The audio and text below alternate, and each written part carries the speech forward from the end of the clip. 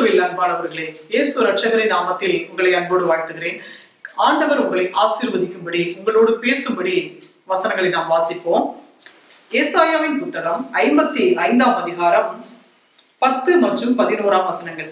மாரியும் உறைந்த மழையும் வானத்திலிருந்து இறங்கி அவ்விடத்துக்கு திரும்பாமல் பூமியை நனைத்து அதில் முளை கிளம்பி விளையும்படி செய்து விதைக்கிறவனுக்கு விதையையும் புசிக்கிறவனுக்கு ஆகாரத்தையும் கொடுக்கிறது எப்படியோ அப்படியே என் வாயிலிருந்து புறப்படும் வசனமும் இருக்கும்.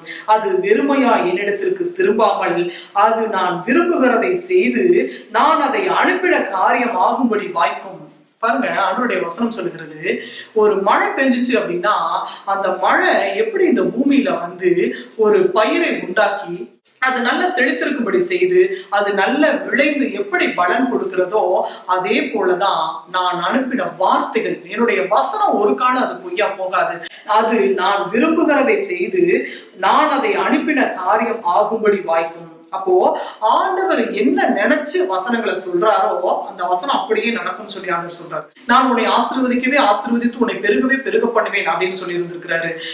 மலடியை பிள்ளத்தாட்சியை ஆக்குகிற தேவன்னு சொல்லி இருக்கிறாரு. நீ அநேக ஜாதிகளுக்கு கடன் கொடுப்பாய்ன்னு சொல்லி இருக்கிறாரு. நீ சுகம் அடைவாய் அப்படின்னு சொல்லி இருக்கிறாரு. எவ்வளவு வசனங்கள், ஆண்டவருடைய வசனங்கள் எண்ணற்றது அளவற்றது. அந்த வசனங்கள் எப்படிப்பட்டதா ஆண்டவர் சொல்லுகிறார், அப்படியே என் வாயிலிருந்து புறப்படும் வசனமும் இருக்கும். எப்படியா? அதுக்கு மேல் உள்ள வசனம் சொல்லுது பாருங்க, மாரியும் உறைந்த மழையும் வானத்திலிருந்து இறங்கி. அப்போ மழை பெய்யும் பொழுது அது எப்படி ஒரு நல்ல செழிப்பை தருகிறதோ அதே போல என்னுடைய வார்த்தைகள், என்னுடைய வசனம் உங்கள் வாழ்க்கையிலே செழிப்பை கொண்டு வரும் என்று சொல்லி ஆண்டவர் சொல்லுகிறார். ஆம்பிரியமானவர்களே, உன் நினைவுகளை பார்க்கணும் என் நினைவுகளும், உங்க வழிகளை பார்க்கணும் என் வழிகளும் உயர்ந்தது என்றுதான் ஆண்டவர் சொல்லுகிறார். நீங்க நினைச்சதை விட, நீங்க நினைப்பீங்க சின்னதா சும்மா சின்ன ஒரு வீடு கட்டலாம், ஒரு 10க்கு 10 வீடு போடுவோம், ஒரு 20க்கு 20 ஏதோ ஒண்ணு அந்த மாதிரி ஒரு சின்னதா தான் ஆரம்பிப்பீங்க. ஆனா ஆண்டவர் ஒரு பெரிய, நீங்க நினைச்சதை விட, நீங்க நினைச்சு செஞ்சதை விட ஆண்டவர் ஒரு பெரிய காரியத்தை செஞ்சிருப்பார். நீங்க நினைச்சதை விட அவர் அதிகமா தான் செஞ்சிருப்பார். சும்மா சிம்பிளா கல்யாணத்துக்குலாம் சாப்பாடு போடணும், சும்மா சிம்பிளா பண்ணிடலாம் அப்படின்னு சொல்லி நினைப்பீங்க. ஆண்டவர் நல்ல கிராண்டா செய்யும்படிக்கு ஆண்டவர் உங்களுக்கு கிருபை செய்வார்.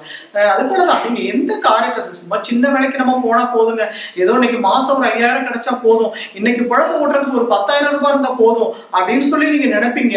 ஆனா ஆண்டவர் உங்களுக்கு லட்சக்கணக்கான கோடிக்கணக்கான வருமானத்தை நீங்கள் சம்பாதிக்கும்படிக்கு ஆண்டவர் உங்களுக்கு கிருபை செய்ய வல்லவராய் இருக்கிறார். ஏன்னா அவருடைய வசனம் அவரிடத்துக்கு அது வெறுமனை திரும்பாது. உன்னை பெருக பண்ணுவேன் என்று சொன்னா நிச்சயமா உங்களை பெருக பண்ணுவார். அந்த வசனம் நடக்கும் உங்க வாழ்க்கையிலே. நீங்கள் விசுவாசத்தோடு கூட ஆண்டவரிடத்தில் நீங்கள் தொடர்ந்து, ஆண்டவரை நிச்சயமா நீங்கள் ஆசீர்வதிப்பீங்க, நிச்சயமா என்னை உயர்த்துவீங்க, கட்டாயம் என்னை பெருக பண்ணுவீங்கன்னு சொல்லி நல்ல விசுவாசத்தோடு இருங்க. ஆண்டவர் அவர் சொன்ன அந்த வார்த்தை அவரிடத்திலே அது வெறுமனை திரும்பாது. அது சொன்ன காரியம் அது அப்படியே ஆகும் என்று, வாய்க்கும் என்று ஆண்டவர் சொல்லுகிறார். அவர் அனுப்பின அந்த வசனம் உங்கள் வாழ்க்கையிலே அது வாய்க்கும், அது நீங்க ஆசீர்வதிக்கப்படுவீர்கள் என்று ஆண்டவர் சொல்லுகிறார். நாம் ஜெபிப்போம். சர்வ வல்லமையுள்ள எங்கள் அன்பின் பரலோக பிதாவே, இந்த நல்ல வேலைக்காக நமக்கு நன்றி செலுத்துகிறோம் அப்பா.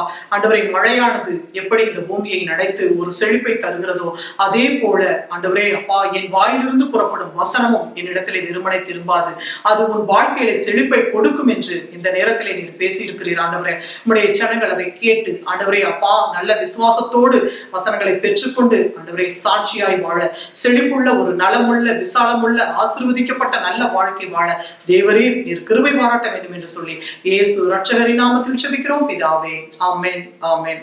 பிரியமானவர்களே, வசனம் கர்த்தருடையது. அது நிச்சயமா உங்கள் வாழ்க்கையிலே ஆசீர்வாதத்தை கொண்டு வரும். கர்த்தர் உங்களை ஆசீர்வதிப்பாராக. God bless you.